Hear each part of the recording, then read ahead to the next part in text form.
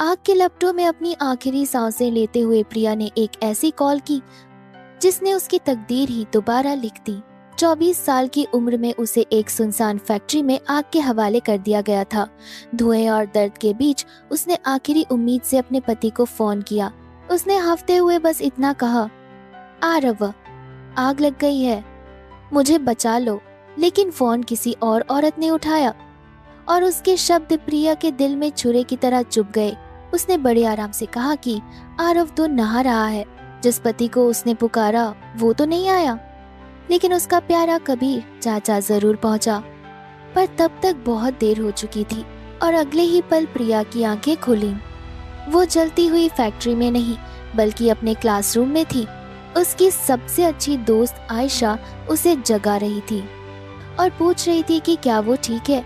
प्रिया को अपनी सबसे अच्छी दोस्त आयशा को जिंदा देखकर यकीन नहीं हुआ। वो उससे पूछने लगी कि अभी कौन सा वक्त चल रहा है। आयशा ने बताया कि ये कॉलेज के एडमिशन फॉर्म भरने का समय है। वो दिन जिसने प्रिया की पिछली जिंदगी बर्बाद कर दी थी। तारीखा देखते ही प्रिया सब कुछ समझ गई। उसे जिंदगी ने एक दूसरा मौका दिया था। वो फौरन अपनी दोस्त को पीछे छोड़कर एक टैक्सी में बैठी और सीधे अस्पताल की तरफ निकल पड़ी। उसके मन में बस एक ही ख्याल था, उसे अपने कबीर चाचा को देखना है, जिसे उसने अपनी पिछली जिंदगी में खो दिया था। अस्पताल पहुंचते ही उसे कबीर अपने साथियों के साथ दिखा। उसे जिंदा और सही सलामत देखकर प्रिया की आंखों से आंसू बहने लगे। वो दौड़कर उसके पास गई और उससे लिपटकर माफी मांगने लगी। वो बार बार कह रही थी कि उसकी गलती थी, उसे कबीर को नाराज नहीं करना चाहिए था। कबीर ने उसे समझाया कि वो नाराज नहीं है, लेकिन प्रिया ने जिद की कि फिर वो उसे गले क्यों नहीं लगने दे रहा। तब कबीर ने उसे धीरे से समझाया कि अब वो 18 साल की एक बड़ी लड़की हो गई है और बड़ों का गले लगाना सिर्फ एक आम बात नहीं होती, उसमें एहसास जुड़े होते हैं। वो चाहता था कि प्रिया अपने एहसास उस इंसान के लिए बचा कर रखे जिसे वो पसंद करती है। कबीर ने उसे तसल्ली दी कि वो कॉलेज के फैसले को लेकर नाराज नहीं है, क्योंकि अब वो बड़ी हो गई है और अपने फैसले खुद ले सकती है। ये सुनकर प्रिया ने फौरन कहा कि उसने अभी तक फॉर्म नहीं भरा है और वो चाहती है कि कबीर उसके साथ मिलकर फॉर्म भरे। प्रिया को याद आया कि अपनी पिछली जिंदगी में तो उसने पहले ही दिन आरव के साथ मिलकर फॉर्म भर दिया था।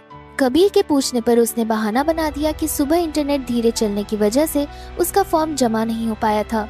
और जब कबीर ने उसकी पसंद पूछी तो प्रिया ने बिना सोचे जवाब दिया, मेडिकल। इस बार वो किसी और के लिए नहीं बल्कि अपनी पसंद का करियर चुनना चाहती थी। तभी कबीर की नजर प्रिया के घायल घुटने पर पड़ी। प्रिया ने बताया कि अस्पताल आते वक्त जल्दबाजी में वो गिर गई थी। कबीर फौरन उसके घाव पर दवा लगाने लगा और उसे रोज आकर पट्टी बदलवाने की हिदायत दी। इसके बाद हमेशा की तरह उसने प्रिया को एक कैंडी दी। प्रिया के लिए उसके चाचा की दी हुई कैंडी दुनिया की सबसे मीठी चीज थी। तभी वहाँ आरव अपनी एक दोस्त निशा को लेकर पहुंचा, जिसे मामूली चोटें आई थीं। आरव ने निशा से साफ कह दिया कि उन दोनों के बीच दोस्ती के अलावा कोई और रिश्ता नहीं है। ये सब देखकर प्रिया को अपनी पिछली जिंदगी याद आ गई और उसने वहाँ से जाना ही बेहतर समझा। आरव के दोस्तों ने जब प्रिया को देखा तो उसका मजाक उड़ाने लगे। उन्होंने बताया कि कैसे प्रिया हर रोज आरव का पीछा करती है। उनका कहना था कि प्रिया आरव के प्यार में पागल है, लेकिन आरव उसे जरा भी भाव नहीं देता। लेकिन इस बार प्रिया ने आरव को पूरी तरह नजरअंदाज कर दिया और कबीर से कहा कि वो उसके साथ खाना खाना चाहती है। शाम को कबीर प्रिया को घर ले जाने के लिए आया। प्रिया का घायल घुटना देखकर वो उसे अपनी पीठ पर उठाकर ले जाने लगा। कबीर ने प्यार से कहा कि बच्चे अगर बिगड़ भी जाएं तो कितना ही बिगड़ेंगे। घर पहुंचकर प्रिया ने अपने दादा विक्रम सिंह को उनकी पसंदीदा मिठाई दी। प्रिया को याद आया कि पिछली जिंदगी में दादाजी की मौत अचानक हुई थी, इसलिए इस बार उसने उनसे अपना पूरा हेल्थ चेकअप कराने की जिद की। बहुत मनाने पर दादाजी मान गए। फिर प्रिया ने उन्हें बताया कि उसने मेडिकल कॉलेज में एडमिशन लेने का फैसला किया है। ये सुनकर दादाजी बहुत खुश हुए कि अब उनके परिवार की विरासत को आगे बढ़ाने वाला कोई है। इसके बाद कबीर प्रिया को अपने कमरे में ले गया ताकि वो अपना एडमिशन फॉर्म भर सके। प्रिया ने घबराने का नाटक करते हुए कबीर से ही फॉर्म जमा करने को कहा। कबीर ने उससे आखिरी बार पूछा कि क्या वो सच में मेडिकल पढ़ना चाहती है। प्रिया का जवाब हाँ में सुनकर कबीर ने उसका फॉर्म जमा कर दिया। और इस तरह प्रिया ने अपनी जिंदगी की एक नई शुरुआत की। उस रात प्रिया ने कबीर के साथ सोने की जिद की, लेकिन कबीर ने उसे वापस अपने कमरे में भेज दिया। प्रिया ने कहा कि पहले भी तो वो साथ सोते थे, पर कबीर ने बिना कोई वजह बताए उसे मना कर दिया। जब प्रिया ने डरने का बहाना बनाया तो कबीर ने उसे अंदर तो आने दिया, लेकिन अपने बिस्तर पर सोने से साफ इनकार कर दिया। कबीर को खुद पर गुस्सा आ रहा था कि वो एक बच्ची की बातों का गलत मतलब निकाल रहा था। वहीं प्रिया अपने कमरे में आकर खुश थी कि वो सच में वापस आ चुकी है। इस बार वो अपनी और अपने चाचा की किस्मत जरूर बदलेगी। अगले दिन प्रिया अपने दोस्त आयशा से मिली, जो उसके लिए उसकी पसंदीदा बबल टी लेकर आई थी। तभी आयशा ने उसे बताया कि आरव ने भी उसी यूनिवर्सिटी में अप्लाई किया है। ये सुनकर प्रिया चौंक गई। उसे याद था कि पिछली जिंदगी में आरव के नंबर कम होने की वजह से उसका एडमिशन वहाँ नहीं हुआ था। उसे डर लगने लगा कि कहीं उसकी किस्मत फिर से वही पुराना रास्ता ना पकड़ ले। तब प्रिया ने आयशा को बताया कि उसने भी उसी यूनिवर्सिटी के लिए अप्लाई किया है। ये सुनकर आयशा बहुत खुश हुई। प्रिया ने सोचा कि पिछली जिंदगी में अलग अलग कॉलेज में होने की वजह से वो आयशा को धोखेबाज लड़के से नहीं बचा पाई थी, जिसने उसकी जान ले ली। लेकिन इस बार शायद वो अपनी दोस्त की किस्मत बदल सकती है। उसी वक्त आरव भी अपने दोस्तों के साथ वहाँ से गुजरा। उसके दोस्तों ने प्रिया पर ताना कसा कि वो जानबूझकर आरव का पीछा कर रही है, लेकिन इस बार आरव ने अपने दोस्तों को चुप करा दिया। इसके बाद प्रिया आयशा को एक क्लिनिक में ले गई, जहां उसे इंटर्नशिप के लिए इंटरव्यू देना था। तभी वहां एक लड़के को मिर्गी का दौरा पड़ा और उसकी हालत बिगड़ने लगी। प्रिया ने बिना देर किए एक्यूपंक्चर से उस लड़के की जान बचा ली। आरव ने जब प्रिया का ये हुनर देखा तो वो हैरान रह गया। उसी समय कबीर भी वहां पहुंचा और प्रिया को किसी और की मदद करते देख उसे बहुत खुशी हुई। लेकिन तभी एक मरीज के घरवाले ने गलतफहमी में कबीर पर हमला कर दिया और उसके हाथ में चोट लग गई। ये देखकर प्रिया घबरा गई और फौरन उसके साथ अस्पताल चली गई। अस्पताल में प्रिया को आरव भी मिल गया, जो अपने घायल दोस्त से मिलने आया था। कबीर की चोट देखकर प्रिया को कुछ अजीब लगा, लेकिन कबीर ने बात टालते हुए कहा कि शायद किसी को बचाने में लग गई होगी। तभी आरव ने प्रिया को रोककर पूछा कि क्या उसने भी उसी यूनिवर्सिटी में एडमिशन लिया है। प्रिया के हाँ कहने पर आरव ने बताया कि उसने भी वहीं अप्लाई किया है। प्रिया ने उसकी बात को नजरअंदाज करते हुए वहां से जाने की कोशिश की, लेकिन आरव ने उसे फिर रोक लिया। उसने पूछा कि प्रिया उससे इतना रूखा बर्ताव क्यों कर रही है। प्रिया ने साफ कह दिया कि वो पहले उसे पसंद करती थी, पर अब नहीं करती, और उसने आरव की दोस्त निशा का जिक्र भी किया। आरव ने बताया कि वो निशा को डेट नहीं कर रहा, लेकिन प्रिया को उसकी बातों में कोई दिलचस्पी नहीं थी। वो ये कहकर चली गई कि उसके चाचा कबीर काम से फ्री होने वाले हैं। घर जाते हुए प्रिया ने शरारत से कबीर से मेडिकल की पढ़ाई के बारे में अजीब सवाल पूछने शुरू कर दिए। कबीर ने उसके सवालों का जवाब दिया, लेकिन जब उसने पूछा कि क्या प्रिया ने आरव को देखा है, तो प्रिया तपाक से बोल पड़ी, आरव में देखने लायक क्या है? उससे अच्छा तो मैं आपको देखूं। ये कहते ही वो शर्म से लाल हो गई। बात बदलने के लिए वो पूछने लगी कि क्या डॉक्टर की नजर में मर्द और औरत मरीज में कोई फर्क होता है? कबीर ने जवाब दिया कि उनके लिए सब बस इंसानी शरीर के हिस्से होते हैं। कबीर के ऑफिस पहुंचकर प्रिया ने एक मुरझाया हुआ फूल देखा। कबीर ने बताया कि ये पहला फूल था जो प्रिया ने उसे दिया था।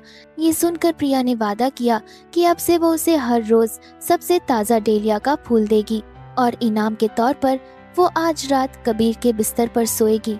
कबीर के मना करने के बावजूद वो बिस्तर पर कूद गई। प्रिया ने सोने का नाटक किया और आखिरकार कबीर को हार माननी पड़ी। प्रिया ने फिर छेड़ा, क्या तुम मेरे साथ नहीं सोओगे? जिस पर कबीर ने उसे चुप रहने को कहा। अगली सुबह प्रिया फूल तोड़ने ग्रीन हाउस गई तो दरवाजा बंद था। वहीं उसकी मुलाकात घर के माली देव चाचा से हुई, जो छुट्टी से लौटे थे। देव ने बताया कि ये ग्रीन हाउस कबीर ने खास तौर पर प्रिया के लिए ही बनवाया था। उसने प्रिया के लिए सबसे खूबसूरत फूल तोड़ा। प्रिया ने कहा कि काश उसकी माँ जिंदा होती तो उन्हें ये बहुत पसंद आता। इस पर देव ने बताया कि प्रिया की माँ को सबसे ज्यादा धतूरे का जहरीला फूल पसंद था। ये सुनकर प्रिया को अपनी माँ की याद आ गई। उसे बचपन का वो दिन याद आया जब माँ की मौत के बाद देव चाचा ने ही उसे संभाला था। तभी वहाँ कबीर आ गया। देव ने कबीर से कहा कि प्रिया फूल तोड़ने आई थी। प्रिया ने एक प्यारा सा फूल कबीर को दिया और दोनों वहाँ से चले गए। उधर अस्पताल में डॉक्टर ने बताया कि दादाजी को ब्रेन ट्यूमर है, लेकिन वो शुरुआती दौर में है और ऑपरेशन से ठीक हो सकता है। प्रिया का सही समय पर लिया गया फैसला उनके दादाजी की जान बचाने वाला था। जिस दिन दादाजी का ऑपरेशन था, उसी दिन प्रिया का एडमिशन लेटर भी आ गया। ऑपरेशन कामयाब रहा।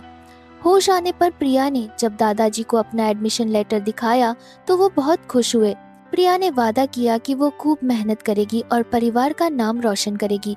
तभी वहाँ आरव की दोस्त निशा आ गई और प्रिया पर चिल्लाने लगी। प्रिया ने उसे शांत रहने को कहा क्योंकि अंदर मरीज आराम कर रहा है।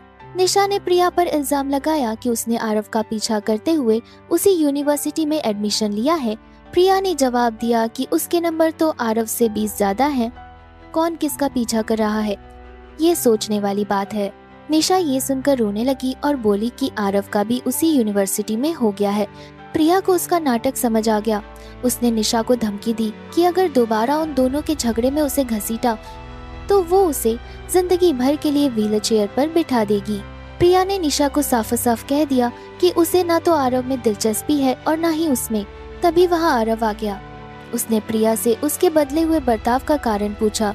वो पुरानी बातें याद दिलाने लगा कि कैसे प्रिया उसके पीछे पड़ी रहती थी। प्रिया ने कहा कि वो बचपन की नासमझी थी। आरव ने आखिरी बार पूछा, क्या तुम सच में मुझे अब पसंद नहीं करती? उसी वक्त कबीर ने प्रिया को आवाज दी। प्रिया ने आरव को साफ साफ मना किया और उससे दूर रहने को कहकर कबीर के पास चली गई। आरव को ठुकराया हुआ देखकर निशा ने उसका मजाक उड़ाया। वो बोली कि प्रिया में ऐसा क्या है जो वो उसके पीछे पड़ा है। ये सुनकर आरव का सब्र टूट गया। उसने निशा से कहा कि वो उसके झूठ को नजरअंदाज करता रहा क्योंकि निशा ने कभी उसकी मदद की थी, लेकिन अब वो हद पार कर रही है। आरव ने कहा कि वो सबसे साफ कर देगा कि उनके बीच कुछ नहीं है और निशा को उसके मामलों से दूर रहना चाहिए। आरव ने जाते जाते निशा को उसके विदेश जाने के सफर के लिए शुभकामनाएं भी दी, लेकिन निशा ने कहा कि अब उसका विदेश जाने का कोई इरादा नहीं है। उधर घर पर प्रिया थोड़ी उदास थी क्योंकि अब कॉलेज शुरू होने के बाद वो अपने चाचा कबीर और दादाजी से रोज नहीं मिल पाएगी। कबीर ने उसे समझाया कि यूनिवर्सिटी ज्यादा दूर नहीं है, वो हफ्ते के आखिर में घर आ सकती है। लेकिन प्रिया ने कहा कि वो बड़ी हो गई है और अब काम करके खुद के खर्चे उठाना चाहती है ताकि वो उनकी मेहनत को समझ सके। इस पर कबीर ने उसे प्यार से डांटते हुए कहा कि वो कमाता ही उसके लिए है। प्रिया ये सोचकर और दुखी हो गई कि एक दिन कबीर शादी कर लेगा और वो उसकी जिंदगी से दूर हो जाएगी। ये सुनकर कबीर ने उसे यकीन दिलाया कि वो कभी किसी और से शादी नहीं करेगा क्योंकि उसके पास प्रिया जो है। ये सुनते ही प्रिया को एक पुरानी बात याद आ गई, जब उनके घर में एक बोलने वाला तोता था और घर की नौकरानी लक्ष्मी को लगा था कि तोता बात कर रहा है। उस वक्त कबीर घबरा गया था और उसने लक्ष्मी को ये कहकर भेज दिया कि तोता शायद बीमार है। अगले दिन जब प्रिया यूनिवर्सिटी के लिए निकल रही थी तो दादाजी ने बताया कि वो और कबीर उसे छोड़ने नहीं आ सकते। तभी ड्राइवर का भी पेट खराब हो गया और देव चाचा ने प्रिया को यूनिवर्सिटी छोड़ने की पेशकश की, जिसके लिए दादाजी मान गए। रास्ते में देव ने वक्त के बदलने और चीजों के खो जाने की बातें की, जिनका गहरा मतलब प्रिया उस वक्त नहीं समझ पाई। यूनिवर्सिटी पहुंचकर देव उसे शुभकामनाएं देकर चला गया, लेकिन प्रिया के आश्चर्य का ठिकाना नहीं रहा जब उसने अपने चाचा कबीर को वहीं देखा, जो अब उस यूनिवर्सिटी में प्रोफेसर बन गए थे। प्रिया को यह जानकर और भी झटका लगा कि उसे कबीर की क्लास भी लेनी पड़ेगी। तभी वहाँ उसकी सबसे अच्छी दोस्त आयशा भी आ गई, जिसका एडमिशन भी उसी कॉलेज में हुआ था। कबीर ने दोनों को बाद में खाने पर मिलने को कहा और वहाँ से चला गया। आयशा ने प्रिया को समझाया कि उसे इस वक्त की कीमत समझनी चाहिए क्योंकि आगे चलकर जिंदगी उन्हें अलग कर देगी। लेकिन प्रिया ने साफ कह दिया कि वो कभी शादी नहीं करेगी और हमेशा अपने चाचा के साथ रहना चाहती है। रात को खाने पर उनकी मुलाकात कबीर की एक पुरानी दोस्त मीरा से हुई, जिसे यूनिवर्सिटी ने खास मेहमान के तौर पर बुलाया था। कबीर और मीरा की नजदीकी देखकर प्रिया को जलन हुई और वो बहाना बनाकर वहाँ से चली गई।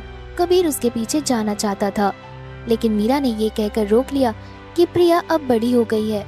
अकेले में प्रिया यही सोच रही थी कि एक दिन कबीर और मीरा की शादी हो जाएगी और वो हमेशा के लिए अकेली रह जाएगी। तभी वहाँ आरव आ गया और उसने प्रिया से अपनी पिछली गलतियों के लिए माफी मांगी। उसने कहा कि अब प्रिया उसे पसंद नहीं करती तो भी कोई बात नहीं, पर वो अपनी गलतियां सुधारना चाहता है।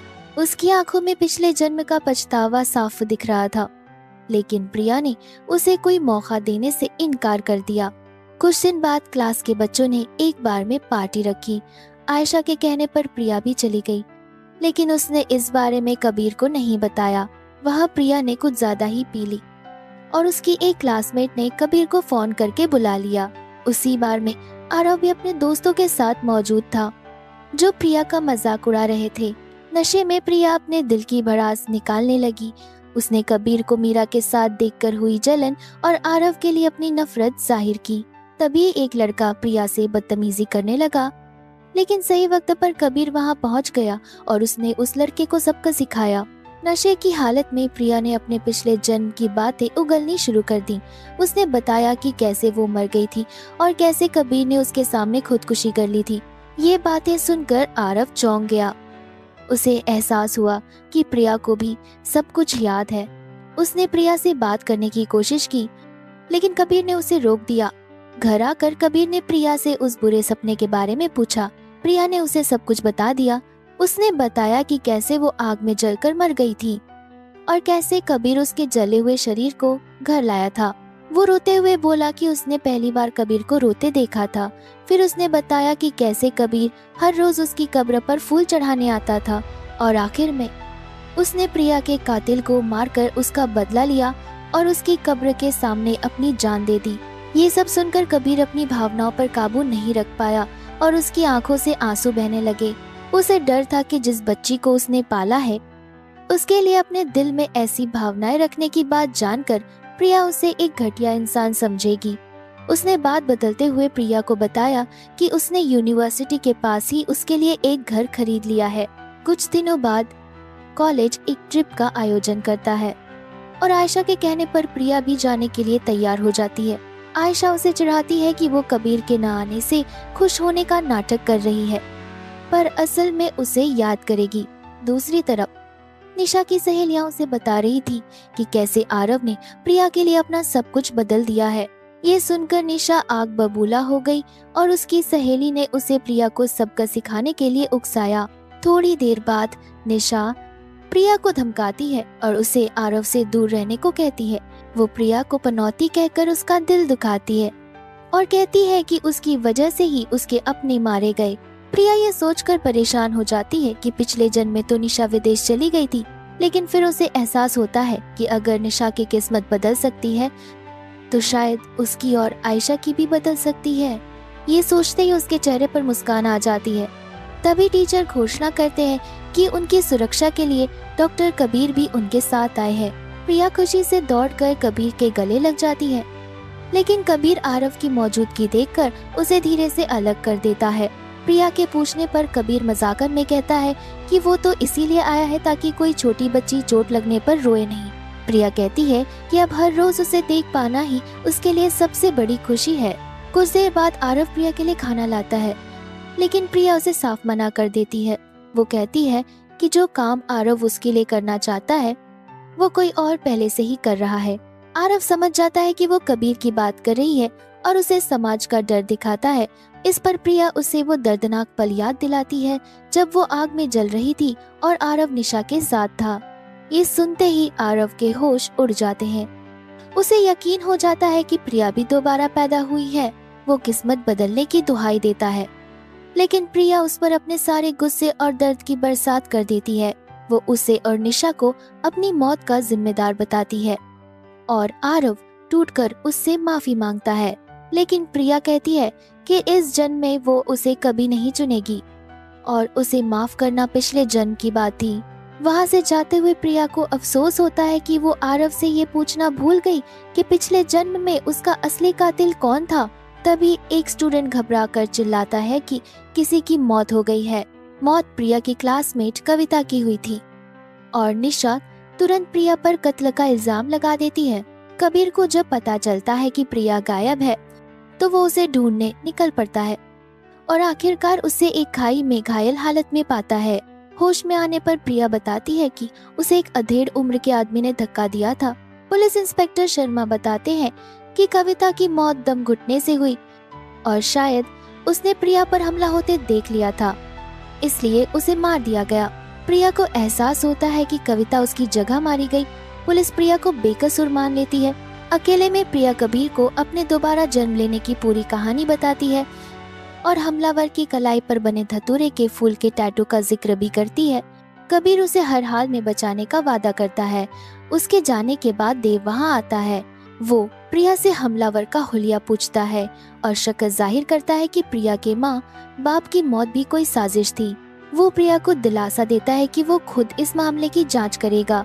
बाद में आरव आकर प्रिया को बताता है कि पिछले जन्म में कातिल का नाम फर्जी था। देव उसे देखकर प्रिया को किसी पर भी भरोसा न करने की सलाह देता है, जो सुनकर प्रिया थोड़ी सोच में पड़ जाती है। अगले दिन पुलिस बताती है कि उन्होंने मुजरिम को ढूंढ लिया है, लेकिन उसने खुदकुशी कर ली। मौके पर मिले सबूतों से भी यही लगता है कि वही असली कातिल था। प्रिया अपने माँ बाप के केस के बारे में पूछती है, लेकिन पुलिस उसे बताती है कि वो बस एक हादसा था। ये सब सुनकर प्रिया हार मान लेती है। उसे लगता है कि शायद वो सच में ज्यादा सोच रही थी। तभी उसे अपने तोते की एक पुरानी बात याद आती है। ये सुनते ही प्रिया को एक पुरानी बात याद आ गई। जब कबीर ने उससे पूछा था कि क्या वो सच में आरव को पसंद करती है, उस वक्त प्रिया ने हाँ में जवाब दिया था, ये जानते हुए भी कि कबीर को आरव एक अच्छा इंसान नहीं लगता। उसे वो दिन भी याद आया जब कबीर ने उसे एक ताबीज देते हुए उसकी सलामती की दुआ मांगी थी। तोते की आवाज में प्रिया ने अपने ही दिल की आवाज सुनी। क्या वो एक बार कबीर को पसंद कर सकती है? अपने दिल की बात साफ होते ही इस बार प्रिया बिना झिझके कबीर के सामने अपने प्यार का इजहार कर देती है। कबीर हैरान रह जाता है और इसे प्रिया का बचपना कहकर टाल देता है, जिस पर प्रिया उसे डरपोक कहती है। थोड़ी देर बाद प्रिया हार न मानते हुए कबीर से माफी मांगने का नाटक करती है। कबीर भी अपने रूखे बर्ताव के लिए माफी मांगता है और प्रिया इसी मौके का फायदा उठाकर उसके करीब जाने की कोशिश करती है। वो शरारत से उसे छेड़ती है, जिससे कबीर का चेहरा शर्म से लाल हो जाता है। बाद में वो आयशा से शिकायत करती है कि उसके नुस्खे कबीर पर काम नहीं कर रहे। आयशा मजाक में पूछती है कि कहीं कबीर में कोई मर्दों वाली कमजोरी तो नहीं। उनकी बातें चल ही रही होती हैं कि तभी आयशा से मिलने रोहन नाम का एक लड़का आता है। रोहन उन्हें एक पार्टी में चलने को कहता है और प्रिया सबको हैरान करते हुए जाने के लिए तैयार हो जाती है। पार्टी में प्रिया आयशा को रोहन से बचाने की कोशिश करती है, क्योंकि वो पिछले जन्म से जानती है कि रोहन अच्छा लड़का नहीं है। वहाँ विजय नाम का एक लड़का प्रिया को जबरदस्ती शराब पिलाने की कोशिश करता है, लेकिन तभी आरव आकर उसे बचा लेता है। आरव एक बार फिर प्रिया से उसे एक और मौका देने की भीख मांगता है, लेकिन प्रिया साफ कह देती है कि उसकी जिंदगी में कोई और है जिसके साथ वो अपनी पूरी जिंदगी बिताना चाहती है। दूसरी तरफ कबीर की जांच में एक बड़ा सुराग हाथ लगता है। प्रिया के माँ बाप ने आखिरी वक्त पर अपनी यात्रा का रास्ता बदला था और सबसे अहम बात, प्रिया की माँ का एक पुराना दोस्त था जिसका नाम देव था। वही देव जो अब उनके घर में काम करता है। कहानी पिछले जन्म में जाती है, जहाँ आरव के पिता राजन प्रिया को धमका रहे थे। निशा ने राजन को प्रिया के खिलाफ भड़काया था और ये सब उसी की साजिश थी। सही वक्त पर कबीर वहां पहुंच जाता है और राजन को उसकी दिल की बीमारी की याद दिलाकर चुप करा देता है। जब बात बिगड़ती है तो आरव अपने ही पिता के खिलाफ जाकर और खुद को नुकसान पहुंचाने की धमकी देकर प्रिया और कबीर को बचाता है। अब वापस आज में अस्पताल में कबीर प्रिया का हाथ थामकर वादा करता है कि वो उसे अब कभी अकेला नहीं छोड़ेगा। बाहर निशा मरी हुई कविता की बहन सुनीता को प्रिया के खिलाफ भड़काती है। वो झूठ बोलती है कि कविता की मौत प्रिया की वजह से हुई ताकि सुनीता उससे नफरत करे। उसी रात कबीर का सामना अर्जुन नाम के एक ताकतवर आदमी से होता है। अर्जुन को अपने किसी करीबी की जान बचाने के लिए कबीर की मदद चाहिए, एक ऐसे ऑपरेशन के लिए जिसे करना नामुमकिन माना जाता है। कबीर मना कर देता है, लेकिन अर्जुन जोर देता है कि कबीर ही दुनिया का इकलौता डॉक्टर है जो ये कर सकता है। अर्जुन कबीर को उसके ही लिखे रिसर्च पेपर की याद दिलाता है। वो बताता है कि उसके नए तरीके से ऑपरेशन कामयाब हो सकता है। लेकिन कबीर साफ मना कर देता है क्योंकि कागजात और असल जिंदगी में बहुत फर्क होता है। अस्पताल में जब प्रिया की आंख खुलती है तो वो कबीर को अपने पास पाती है। वो जो कुछ हुआ उसके लिए खुद को जिम्मेदार मान रहा था, लेकिन प्रिया उसे समझाती है कि इसमें उसकी कोई गलती नहीं। वो खुश थी कि इस बार उसे बचाने वाला पहला इंसान कबीर था। वो सोचती है कि काश पिछले जन्म में भी उसने आग लगने पर कबीर को ही फोन किया होता। कबीर उससे वादा करता है कि वो ऐसा दोबारा कभी नहीं होने देगा। बाद में कबीर की मुलाकात आरव से होती है, जो अपने पिता के खिलाफ जाने की वजह से जख्मी था। आरव एक चौंकाने वाला खुलासा करता है कि वो भी प्रिया से 1 साल पहले दोबारा पैदा हुआ था। वो कबीर को ताना मारता है कि पिछले जन्म में प्रिया उसकी पत्नी थी और वे बहुत खुश थे। वो कहता है कि कबीर प्रिया के लिए हमेशा उसका अंकल ही रहेगा। आरव की बातें कबीर के दिल में चुभ जाती हैं और वो शराब पी लेता है। जब प्रिया उससे बात करने आती है तो कबीर खुद को रोक नहीं पाता और उसे चूम लेता है, लेकिन फिर वो पीछे हट जाता है। पर इस बार प्रिया उसे जाने नहीं देती। वो जोर देकर कहती है कि उनके बीच खून का कोई रिश्ता नहीं है, वो उसका अंकल नहीं है। प्रिया साफ साफ कहती है कि वो जानती है कबीर उससे बेइंतहा प्यार करता है। कबीर की बोलती बंद हो जाती है और वो बात को टालने की कोशिश करता है। जब कबीर गुस्से में कहता है कि प्रिया को कोई और नहीं चूम सकता तो प्रिया उसे घेर लेती है। आखिरकार कबीर उससे सोचने के लिए 3 दिन का वक्त मांगता है। अगले दिन कॉलेज में आदित्य नाम का एक लड़का सबके सामने प्रिया से अपने प्यार का इजहार करने आता है, लेकिन कबीर बीच में आकर खुद को प्रिया का अंकल बताकर उसे भगा देता है। प्रिया उसके अंकल वाले नाटक से छिड़ जाती है। आखिरकार कबीर हार मान लेता है। वो उसकी जिम्मेदारी उठाने और उसके साथ रहने के लिए राजी हो जाता है। अब दोनों की प्यार भरी नोकझोंक शुरू हो जाती है। क्लास में दूसरी लड़कियां प्रोफेसर कबीर पर लट्टू हो रही थी, जिससे प्रिया को जलन होती है। क्लास के बाद जब एक लड़की कबीर से बात करने की कोशिश करती है तो वो प्रिया को अपना बच्चा कहकर उसे टाल देता है। दोनों के बीच फिर से प्यार भरी छेड़खानी शुरू हो जाती है। जब प्रिया मजाक में उसकी मर्दानगी पर सवाल उठाती है तो कबीर भी उसे छेड़ने का मौका नहीं छोड़ता, लेकिन वो उसे समझाता है कि वो अभी छोटी है और उन्हें अपनी हद में रहना चाहिए। फिर कबीर उसे बताता है कि उसने उस रात शराब क्यों पी थी और आरव ने उसे क्या कहा था। प्रिया उसे यकीन दिलाती है कि पिछले जन्म में आरव के साथ उसका रिश्ता बस एक तरफा था। ये सुनकर कबीर के मन को शांति मिलती है। प्रिया उसे छेड़ती है कि वो जल रहा था। कबीर पूछता है कि क्या वो सच में उसे पसंद करती है या ये सब बस पिछले जन्म का असर है। प्रिया उसे यकीन दिलाती है कि उसका प्यार सच्चा है और उसे पाने की खुशी सबसे बड़ी है। कबीर भी आखिरकार अपने दिल का राज खोल देता है कि वो पिछले 3 साल से चुपचाप उससे प्यार करता है। वो बताता है कि प्रिया उसकी बेरंग जिंदगी में एक रोशनी की किरण बनकर आई थी। दोनों की प्यार भरी बातें चलती रहती हैं और प्रिया फिर उसे छेड़ने लगती है। अगले दिन आयशा प्रिया को बताती है कि कबीर कॉलेज में कितना मशहूर हो गया है। यूनिवर्सिटी के फोरम पर हर कोई बस उसी की तस्वीरें और बातें कर रहा था। ये देखकर प्रिया को बहुत जलन होती है और वो आयशा को कबीर की तस्वीर लेने से रोक देती है। क्लास में बात करते देख कबीर जानबूझकर प्रिया को एक सवाल का जवाब देने के लिए खड़ा कर देता है। बाद में जब दूसरी लड़की उससे बात करने आती है तो कबीर प्रिया को अपना खजाना बताकर उसे टाल देता है। प्रिया उसकी शोहरत से जलती है और दोनों के बीच मीठी नोकझोंक होती है। बातचीत के दौरान प्रिया उसे और छेड़ने लगती है और उसके पेट को छूती है और फिर बहाना बनाती है कि उसके पेट में दर्द है और उसने इंटरनेट पर पढ़ा था कि ऐसा करने से आराम मिलता है। ये कहकर वो कबीर को सोफे पर सोने का हुक्म सुना देती है और बेचारा कबीर बस देखता रह जाता है। कुछ दिन बाद कबीर उसे कॉलेज लेने आता है और दोनों गाड़ी में बैठकर प्यारी बातें करते हैं। प्रिया उसे अपनी नाराजगी दूर करने के लिए एक और चुंबन देने को कहती है। नए साल के मौके पर जब कबीर प्रिया को तोहफा देता है तो दोनों के बीच फिर से प्यार भरी छेड़छाड़ शुरू हो जाती है। प्रिया उसे चूमकर नए साल की बधाई देती है। तभी विक्रम सिंह कबीर को अपने कमरे में बुलाते हैं। विक्रम सिंह प्रिया के साथ उसके रिश्ते को लेकर बहुत नाराज होते हैं। वो उसे याद दिलाते हैं कि प्रिया उनकी सगी भांजी जैसी है और समाज में ये रिश्ता गलत समझा जाएगा। वो उसे इस रिश्ते के बुरे अंजाम के बारे में चेतावनी देते हैं, लेकिन जिंदगी में पहली बार कबीर अपने पिता के खिलाफ आ खड़ा होता है। वो उन्हें अपने सख्त बचपन की याद दिलाता है और बताता है कि कैसे वो एक मशीन की तरह जीता था। प्रिया उसकी अंधेरी दुनिया में रोशनी बनकर आई थी और इस बार वो पीछे नहीं हटेगा। ये कहकर वो वहाँ से चला जाता है और बाहर उसकी मुलाकात प्रिया और देव से होती है। देव प्रिया को नए साल का शगुन देता है। तभी प्रिया की नजर उसके हाथ पर पड़े एक अजीब से निशान पर जाती है। देव बहाना बना देता है कि उसे गांव में बिजली का झटका लगा था। कबीर देव को देखते ही परेशान हो जाता है और प्रिया को तुरंत वहां से चलने को कहता है। रास्ते में कबीर बहुत बेचैन था और प्रिया से पूछता है कि क्या उसे कभी उसके साथ रहने पर पछतावा होगा। अगले दिन कॉलेज में एक लड़की की खुदकुशी की खबर से सब हैरान थे।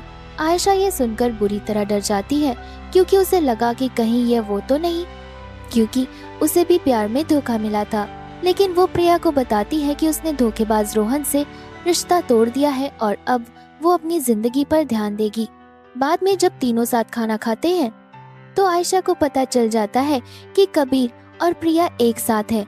वो दोनों को उनके सीधे साधे प्यार के लिए खूब छेड़ती है। आयशा के जाने के बाद कबीर प्रिया को अपनी छोटी पत्नी कहकर बुलाता है। दोनों तय करते हैं कि पढ़ाई पूरी होने के बाद वो हमेशा के लिए एक हो जाएंगे।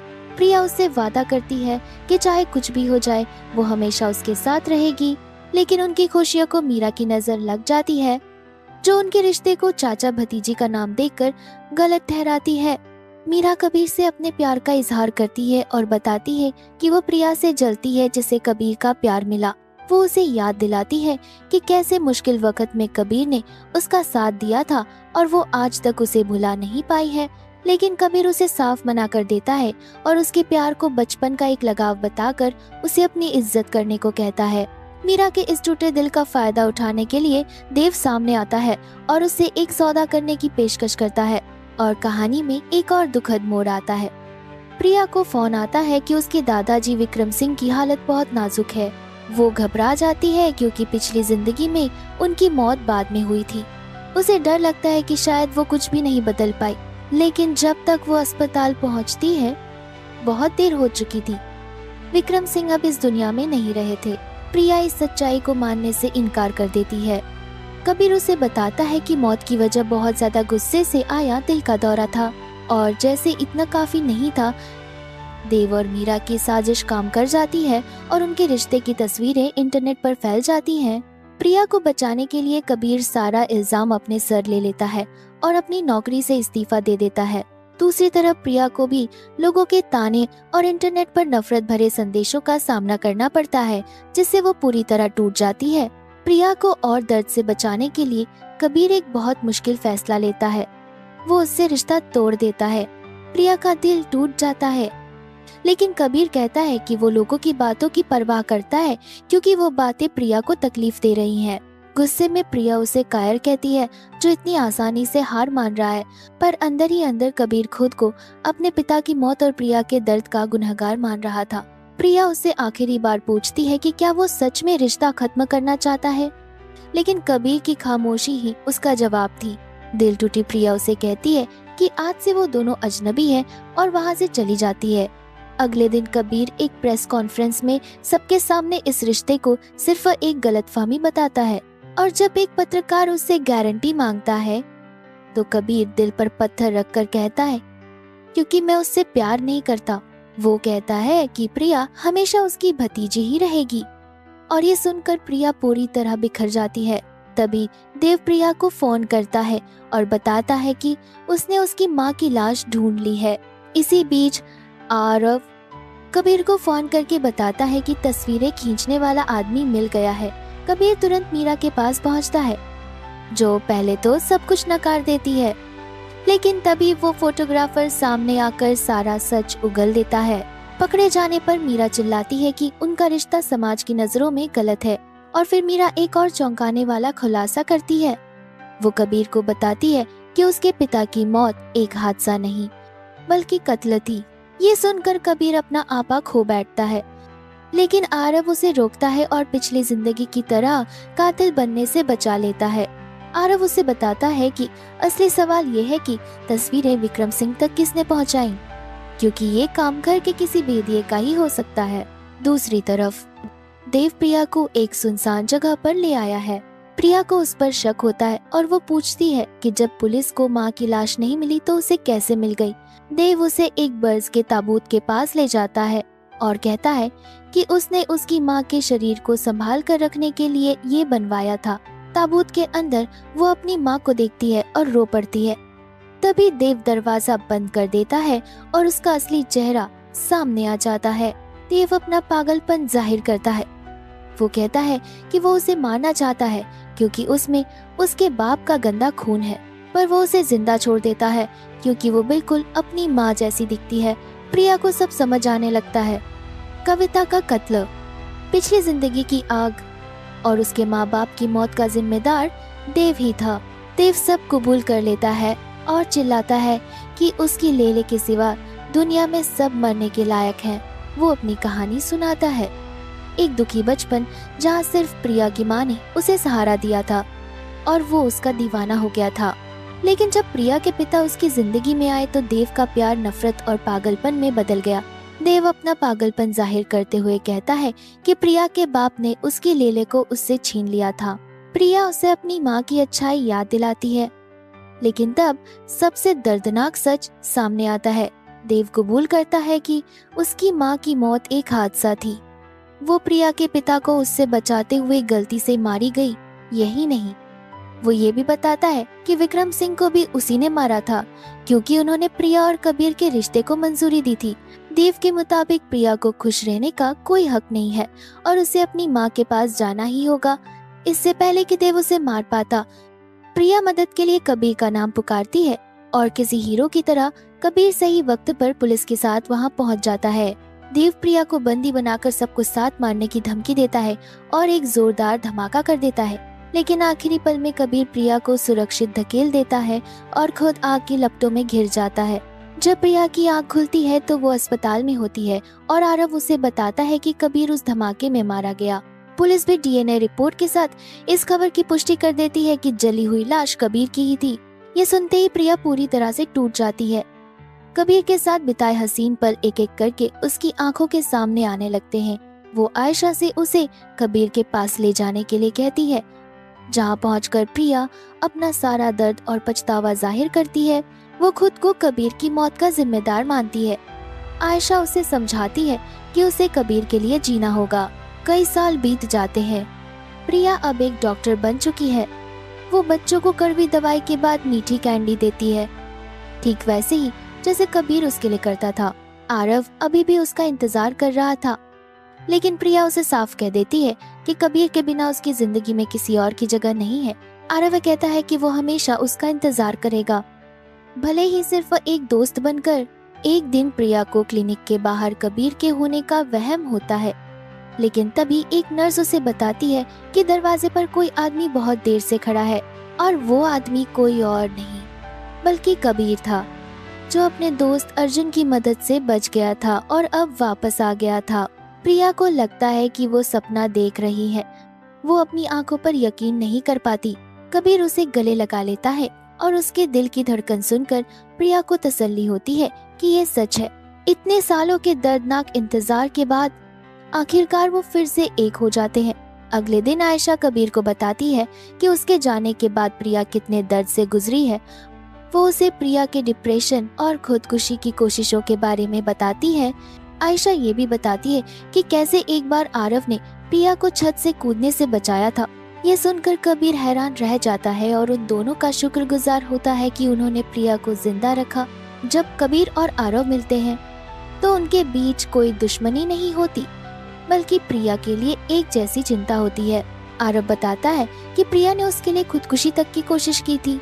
दोनों मानते हैं कि उन्होंने प्रिया के प्यार की गहराई को कम आंका था। वो दोनों ही उसे ठीक से समझ नहीं पाए थे। आरव कबीर से कहता है कि प्रिया उससे बेइंतहा प्यार करती है और पिछले 3 साल उसने बहुत दुख में गुजारे हैं। वो उससे प्रिया का अच्छे से ख्याल रखने को कहता है और कबीर उसकी जान बचाने के लिए आरव का शुक्रिया अदा करता है। जब प्रिया पूछती है तो कबीर उसे छेड़ते हुए कहता है कि आरव बता रहा था कि वो उससे कितना प्यार करती है। इस पर प्रिया साफ करती है कि आरव के लिए उसका एहसास बचपन का सिर्फ एक आकर्षण था, लेकिन कबीर के लिए उसका एहसास सच्चा प्यार है। जिसे सुनकर कबीर उसे अगले दिन डेट पर ले जाने का प्लान बनाता है। तभी वहाँ अर्जुन आ जाता है, वही शख्स जिसने उस धमाके में कबीर की जान बचाई थी। पता चलता है कि कबीर बुरी तरह जला हुआ है और उसे जिंदा रहने के लिए एक खास दवा की जरूरत है, जो सिर्फ अर्जुन के पास है। अर्जुन चाहता है कि कबीर उसकी बहन दिया की सर्जरी करे, जिसके लिए कबीर मान तो जाता है पर कोई सौदा करने से इनकार कर देता है। वो अर्जुन से वादा लेता है कि वो उसके जख्मों के बारे में प्रिया को कुछ नहीं बताएगा। कुछ देर बाद उनकी मुलाकात दिया से होती है, जो प्रिया को पहचान लेती है क्योंकि कबीर बेहोशी में उसका नाम लेता रहता था। दिया बातों बातों में प्रिया को कबीर के जख्मों की सच्चाई बताने लगती है, लेकिन अर्जुन उसे रोक देता है। बाद में अर्जुन प्रिया को एक चौंकाने वाला सच बताता है कि उस हादसे में कबीर लगभग मर ही चुका था। डॉक्टरों ने उसे मृत घोषित कर दिया था, लेकिन अर्जुन ने प्रिया का नाम लेकर उन्हें कोशिश करते रहने को कहा और कबीर की जान बच गई। ये सुनकर और इलाज की तस्वीरें देखकर प्रिया का दिल टूट जाता है। वो कबीर से अपने जख्म दिखाने की जिद करती है। कबीर पहले तो उसे छेड़कर बात टालने की कोशिश करता है, लेकिन प्रिया के आंसुओं के आगे वो पिघल जाता है। वो उसे अपनी पीठ पर लगे भयानक जख्म दिखाता है, जिन्हें छूकर प्रिया का दर्द और भी बढ़ जाता है। नए साल पर कबीर प्रिया से वादा करता है कि वो अब उसे कभी छोड़कर नहीं जाएगा। प्रिया भी उसे उसकी टूटी हुई घड़ी ठीक करके देती है, जो उनके रिश्ते के दोबारा जुड़ने का प्रतीक है। तभी अर्जुन उन्हें दिया के साथ आतिशबाजी देखने के लिए बुलाता है, जहां अर्जुन कबीर को बताता है कि देव जिंदा है। ये सुनकर कबीर परेशान हो जाता है, लेकिन प्रिया की खुशी के लिए वो कुछ नहीं कहता। आतिशबाजी देखते हुए प्रिया पिछले 3 सालों में पहली बार इतनी खुश नजर आती है, लेकिन उनकी ये खुशी ज्यादा देर नहीं टिकती। प्रिया को देव का फोन आता है। वो उसे धमकी देता है कि अगर वो 1 घंटे में अकेले एक पुरानी फैक्ट्री में नहीं आई तो वो उसकी माँ की अस्थियां बिखेर देगा। ये धमकी सुनकर प्रिया टूट जाती है, लेकिन कबीर उसे संभाल लेता है। उसे गुस्सा आता है कि कबीर ने उससे देव के जिंदा होने का सच छुपाया। उसे डर है कि वो कबीर को फिर से खो देगी। कबीर माफी मांगता है कि वो बस उसकी हिफाजत करना चाहता था। इस पर प्रिया कहती है कि वो अब वो बच्ची नहीं रही जिसे सहारे की जरूरत हो, और इस बार वो दोनों मिलकर देव को जहन्नुम भेजेंगे। प्रिया कबीर को देव के प्लान के बारे में बताती है। वो उसे अकेले जाने से मना करता है, पर प्रिया कहती है कि देव का ध्यान भटकाने का यही एक तरीका है। पुलिस के साथ मिलकर एक प्लान बनता है।